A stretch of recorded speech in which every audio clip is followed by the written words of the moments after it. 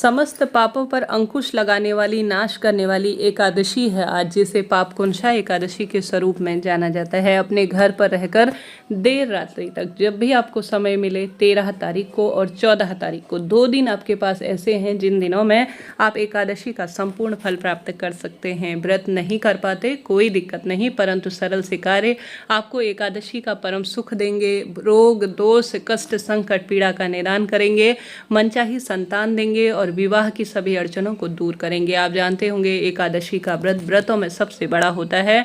भक्तजनों को इस दिन आवश्यक रूप से कम अन्न का दान, दीप दान और एकादशी महत्व सुनना चाहिए। आप सभी को कमेंट्स में लिख देना चाहिए ओम नमो भगवते वासुदेवाय श्री शिवाय नमस्तुभ्यम। कहा जाता है आज के दिन किया गया दीप दान भाग्य बदल देता है। देर रात्रि तक आज एकादशी तिथि है। आप सभी को घर पर दीपक करना है। यह दीपक का उपाय हरिहर दीपक के नाम से जाना जाता है। हरि अर्थात मेरे श्री हरि और हर अर्थात मेरे महादेव। तो हरिहर दीपक भाग्य बदल देगा, यकीन मानिए। दोनों एक दूसरे के पूरक हैं। अगर श्री नारायण की पूजा होती है तो महादेव प्रसन्न होते हैं, महादेव की पूजा होती है तो श्री नारायण स्वतः ही प्रसन्न हो जाते हैं। हार रहे हैं, दुख पा रहे हैं, कष्ट कर्ज से घिरे हुए हैं तो भाग्य बदलने वाले इन कार्यों को कर कर तो देखिए, जीवन में ऐसा बदलाव आएगा कि खुली आंखों से चमत्कार देखेंगे। कैसे दीपक का उपाय करना है सुनिए और अंत तक बने रहिए। जैसे कि गुरुजी कहते हैं, अगर आप कुछ भी नहीं कर पाते, व्रत उपवास आपसे नहीं होता, कोई नियम आपसे नहीं लिया जाता, तो जब भी कोई विशेष एकादशी पड़े, जैसे कि सोमवार को कई भक्तजन एकादशी कब करना है इसका वीडियो पहले ही प्रसारित किया जा चुका है, उसमें उपाय भी बताया है, पारण का समय भी बताया है।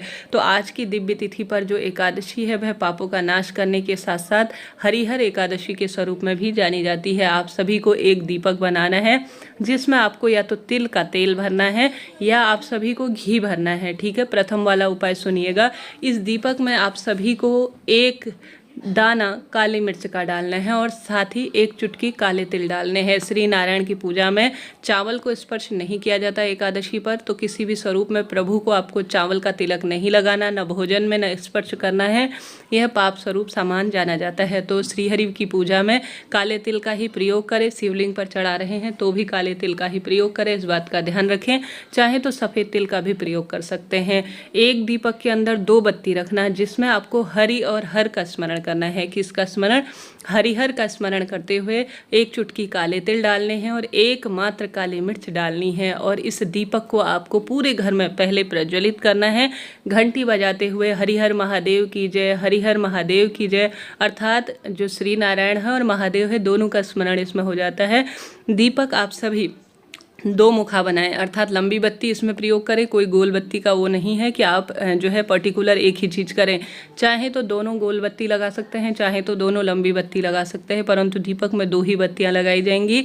एक चुटकी तिल डालें और एक काली मिर्च डालकर घंटी बजाकर पूरे घर में हरिहर महादेव की जय कहते हुए आप सभी को घूम जाना है। अब इस दीपक को या तो अपने घर के मंदिर में आप सभी प्रज्वलित कर लीजिए या आप सभी इसे ले जाकर घर के दरवाजे पर आज शाम को प्रज्वलित कर लेते हैं तो आपके भाग्य बदल जाते हैं। चाहे तो आज करें, चाहे तो सोमवार करें, इच्छा आपकी है। भाग्य प्रबल होगा, कोई पैसा नहीं लगना, कोई समय ज़्यादा नहीं लगना। दीप दान तो हम करते ही हैं, क्यों ना हरिहर का स्मरण कर कर यह सर्वश्रेष्ठ दीपक प्रज्वलित कर लिया जाए। इससे आपको व्रत का संपूर्ण फल मिलेगा और दीपदान महादान के रूप में जाना जाता है। तो बात हमने कर ली प्रथम उपाय की, बढ़ते हैं दूसरे सर्वश्रेष्ठ उपाय की तरफ। इसके बाद अन्य उपाय भी हैं, ध्यान से सुनिएगा। समय समय पर आपसे मैं कह रही हूँ, जरूर से आपसे अनुरोध है, आप ओम नमो भगवते वासुदेवाय श्री शिवाय नमस्तुभ्यम का जाप करें वीडियो सुनते हुए, और साथ ही कमेंट्स में भी लिख देते हैं तो परम तत्व की अनुभूति, आनंद की अनुभूति निश्चित रूप से होती है। जो दूसरा उपाय है, जैसे कि आप जानते होंगे श्री नारायण के हाथ में कमल का पुष्प विराजमान है, माता लक्ष्मी के हाथ में भी कमल का पुष्प विराजमान है और कमल का पुष्प श्री नारायण को बहुत अधिक प्रिय है। ऐसी अवस्था में अगर कमल के पुष्प का प्रबंध नहीं हो पाता, कोई दिक्कत नहीं।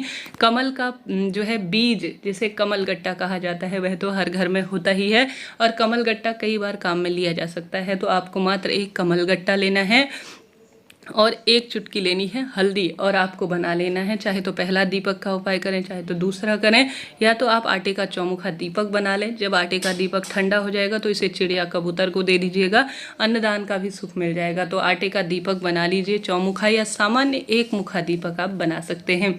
दीपक के अंदर एक चुटकी आप हल्दी डालें और एक कमलगट्टा डाल लीजिएगा। अब इसे आप सभी को सबसे पहले इसके अंदर जो एक चुटकी हल्दी वह पिसी हुई होगी और कमलगट्टा जो होगा वह सही है, और साथ ही इसमें आपको घी या तिल का तेल भर लेना है। अब इसे जय माँ लक्ष्मी कहते हुए, जय श्री नारायण कहते हुए, या आप सभी ओम नमो भगवते वासुदेवाय महामंत्र का जाप कर सकते हैं, या ओम महालक्ष्मी च विद्महि विष्णुपत्नी च धीमहि तन्नो लक्ष्मी प्रचोदयात का स्मरण करते हुए आप अपने घर के मंदिर में जला लेते हैं। तो चौहों दिशाओं से श्री नारायण और महादेव और माता लक्ष्मी की असीम कृपा प्राप्त होती है। तो दूसरा हल्दी और कमलगट्टे वाला दीपक का उपाय भी कर सकते हैं, लाभ तो आपको मिलना ही है। चाहे तो प्रथम वाला करें, चाहे तो दोनों करें, अद्भुत सुख आपको मिलेगा। बढ़ते हैं तीसरे उपाय की तरफ। तीसरा उपाय भी काफ़ी सरल है और परम सुख इसका कहा गया है। सबसे पहले आप सभी को बताते हुए चलूँ, आज के दिन किए गए कोई भी कार्य पितरों को भी सुख देते हैं और रोग संकट कष्ट पीड़ा का भी नाश करते हैं।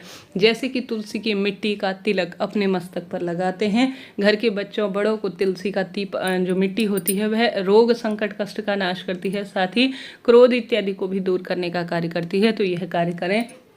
और तुलसी की लकड़ी आपको प्राप्त हो जाए ना, तो लकड़ी तोड़ने में कोई दोष नहीं है। जो तुलसी की लकड़ी होती है उसका हवन करना भाग्य बदलता है। तुलसी की लकड़ी का दीपक आपको अपने घर के मंदिर में, जैसे किसी मंदिर में जाकर भी श्री नारायण के कर सकते हैं, नहीं तो अपने घर के मंदिर में तुलसी तोड़ लीजिए। 2 की संख्या में तुलसी की लकड़ी तोड़िए, उसमें रुई लपेट लीजिए, नहीं तो कच्चा सूत ले सकते हैं।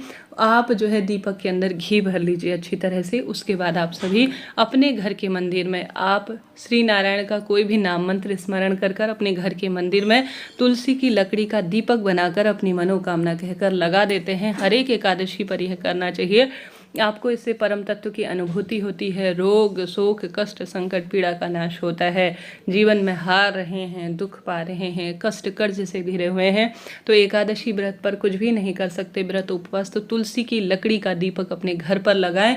अश्वमेध यज्ञ के बराबर आपको फल मिलना शुरू हो जाएगा। साथ के साथ तुलसी का जो मिट्टी है उसका दीपक लगाएं। तुलसी की मंजरी की माला श्री नारायण के गले में धारण करा देते हैं, तो अद्भुत सुख की प्राप्ति होती है। तुलसी में जल नहीं चढ़ाया जाएगा एकादशी के दिन, पत्ते नहीं तोड़े जाएंगे, परंतु तुलसी माँ में दीप दान आपको जरूर से करना है।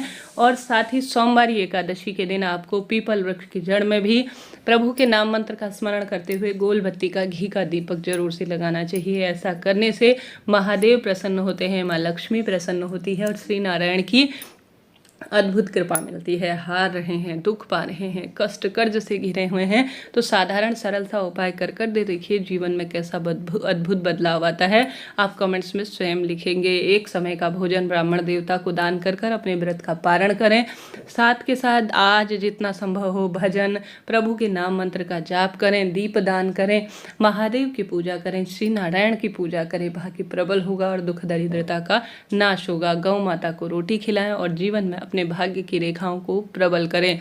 वीडियो आपके लिए उचित उपयोगी रहती हैं तो लाइक करें, शेयर करें, कोई ना कोई कार्य करें। इससे पहले गंगा जल और एक विशेष कार्य का बताया गया है, उसे आप देख लेते हैं, सुन लेते हैं, तो मनोकामना पूर्ण होती है।